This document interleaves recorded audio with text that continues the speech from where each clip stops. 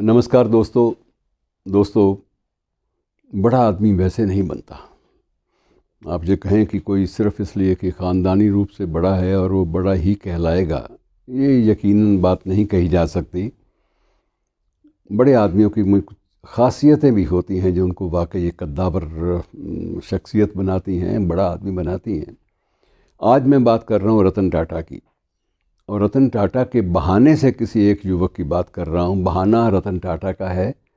रतन टाटा ने इन्हीं दिनों अपना 84वां जन्मदिन मनाया, और जैसा कि आप सब लोग इस बात से, इस हकीकत से वाकिफ़ हैं कि वो मैरिड नहीं हैं, शादीशुदा नहीं हैं, और उन्होंने अपने घर पर अकेले ही एक सादा सा केक मंगवाकर खुद ही काटा और अपने एक दोस्त को बुलाया जिसने उनके कंधे पे हाथ रख के अपना फ़ोटो जो है वो वायरल करवाया। वो फ़ोटो जो है अब पूरे मीडिया में, सोशल मीडिया में छाया हुआ है।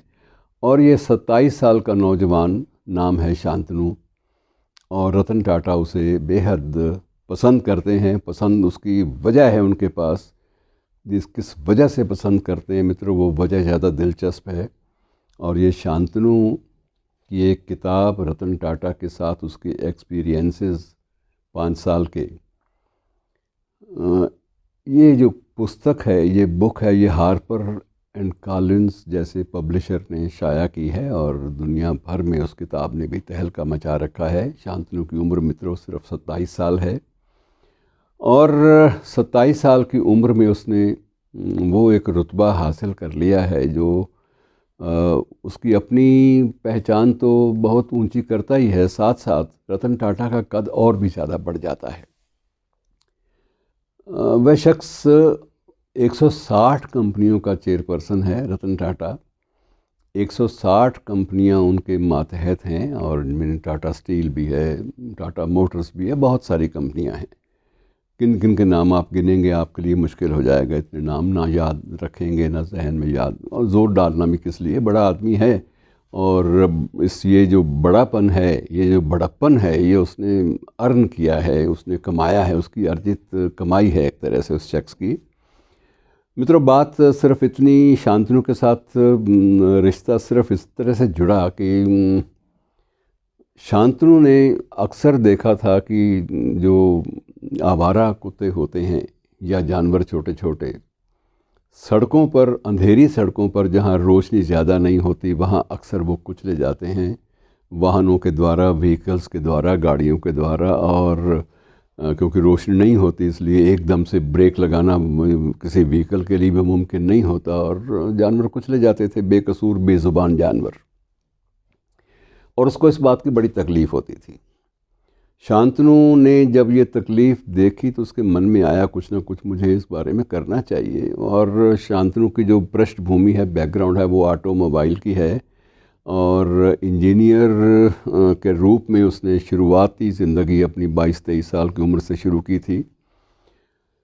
और करते करते उसको एकदम से ख़्याल आया कि एक कॉलर ऐसा बनाया जा सकता है कुत्तों के लिए, या जो पालतू या आवारा कुत्ते हैं, कि अगर गली में भी घूमें, सड़कों पर भी इधर उधर घूम रहे हों, तो वो किसी भी व्हीकल के आने से जो कॉलर जो है वो चमकने लगेगा एकदम से, और उनकी रोशनी जो है वो इतनी तेज़ होगी कि कोई भी गाड़ी वाला, वाहन वाला, कोई भी ड्राइवर आते हुए उसको फ़ौरन देख लेगा कि यहाँ कोई ना कोई चीज़ है, और वो अपनी गाड़ी को रोकेगा या रास्ता बदल कर कोशिश ये करेगा कि वो किसी भी बेज़ुबान जानवर को कुचल के आगे ना जाए। वैसे भी कोई भी कुचलना नहीं चाहता ड्राइवर, बेसिकली मूल रूप से ये मान के चलना चाहिए, उसके अंदर भी एक दिल है। लेकिन अब भी अनजाने में और कम रोशनी में ये चीज़ें हो जाती हैं, ज़्यादा स्पीड होती है, रोशनी कम होती है, और ध्यान नहीं रहता। ध्यान सड़क पर भी रहता है, इसलिए कि सामने से कोई और व्हीकल आकर टकरा ना जाए, इस बात का भी ध्यान रहता है। अब जब ये चीज़ थोड़ी सी उसने जो शांतनु ने जो वो बनाया अपना कॉलर आवारा कुत्तों के लिए, आवारा जानवरों के लिए, और पालतू के लिए भी, तो बड़ा चर्चा में आ गया और शांतनु ने बाद में अपनी मेल अपने वो व्हाट्सएप पे, अपनी जो सोशल साइट्स थी उस पे, सोशल मीडिया पे उसने उस पे भी डाला कि ये सब लोग कोशिश करें कि जो मैं कोशिश कर रहा हूँ इसमें और लोग भी शामिल हों, क्योंकि ये कोशिश अपने आप में बहुत महंगी है और इसके लिए तो रिसोर्सेज चाहिए, जो रिसोर्सेज मेरे पास भी नहीं हैं। लेकिन मैं सबसे अपील करता हूँ कि जानवरों को बचाना है तो ये एक तरीका है। और क्योंकि वो टाटा के ही एम्पायर में एक ऑपरेटरशिप के रूप में काम कर रहा था, ऑपरेटर्स के रूप में, तो उसने उनका एक न्यूज़लेटर भी निकलता है, जैसे हर संस्थान का न्यूज़लेटर एक निकलता है, तो टाटा के एम्पायर का भी न्यूज़लेटर है। उसने उस न्यूज़लेटर में भी ये छोटा सा अपना अनुभव एक अदना कर्मचारी होने के नाते भेज दिया और वो छप गया। और छपने के बाद चर्चा का विषय बना और लोगों ने कहा कि अब तो तुम्हारी इस बात की कदर ज़रूर होगी, क्योंकि रतन टाटा साहब को दो बातों का बहुत शौक़ है। एक तो वो डॉग लवर हैं, कुत्तों से बेहद प्यार करते हैं, और दूसरा उनकी खासियत है कि जहाँ कहीं उनको कोई नया इनोवेटिव, नई कल्पनाशीलता वाला कोई नौजवान नज़र आ जाए, वो कोशिश करते हैं कि उसको इनकरेज करते हैं, उसको आगे लाने की कोशिश करते हैं। और तुम्हारी बात ज़रूर नोटिस में उनके आएगी और तुम्हें एक मौका ज़रूर वो देंगे। लेकिन कुछ महीने बीत गए, जब देखा कि कोई रिस्पॉन्स उधर से नहीं आ रहा बड़े घर से, तो थोड़ा सा निराशा भी उसको महसूस होने लगी। लेकिन उसने अपना काम जारी रखा, अपनी मुहिम जो है वो बिल्कुल उसी शिद्दत के साथ सोशल मीडिया पर वो एक्टिव रहा और ये बार बार अपील लोगों से करता रहा। कुछ लोगों की ऑफ़र्स भी आई, लेकिन वो ऑफ़र्स इतनी नाकाफ़ी थी कि जिनसे व्यापक पैमाने पर इसको एक आंदोलन के रूप में चलाना मुश्किल था।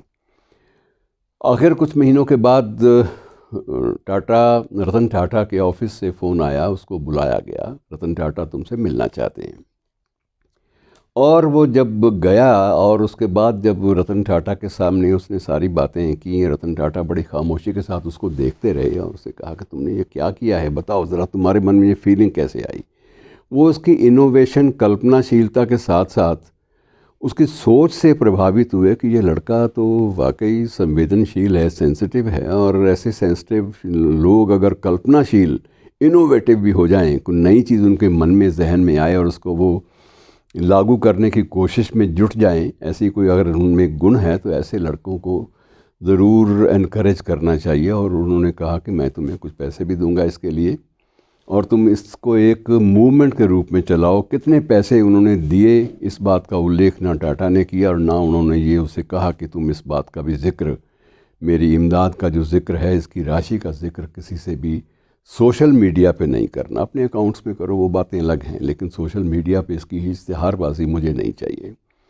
और जब उन्होंने देखा कि वाकई एक आंदोलन के रूप में चीज़ पकड़ रही है और आगे बढ़ रही है, तो रतन टाटा ने उसको बाकायदा अपने एक सेक्रेटरी के रूप में अपने ऑफिस में रख लिया और वो अब उनका एक लाडला सेक्रेटरी बनकर वहाँ पर आगे बढ़ रहा है। उसने लिखना भी शुरू किया, अपने अनुभव भी, और नई नई इनोवेशन जो है उसने तैयार करनी शुरू की।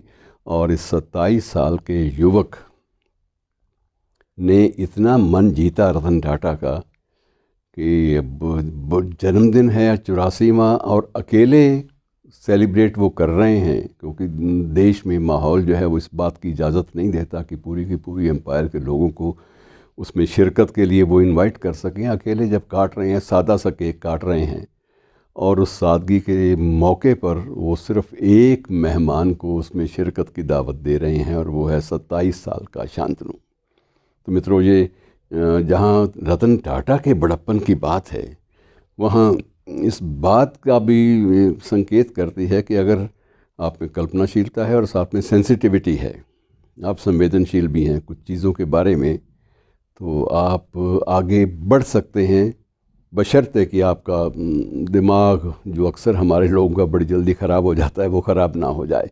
और शुक्रिया, और इसके साथ ही नए साल में हम प्रवेश कर चुके हैं पहले ही, इसकी बेहद मुबारकें, और दुआ करें कि किसी की आंख का कोई आंसू जो है अगर हम पोंछ सकें और किसी की आंख में आंसू आने से रोक सकें, किसी गमज़दा आंख में, तो इसलिए दुआएं करें उसके लिए। और खुशियां जहां तक हो सके, जिस लेवल तक, जिस स्तर तक हो सके, खुशियां बांटें। शुक्रिया।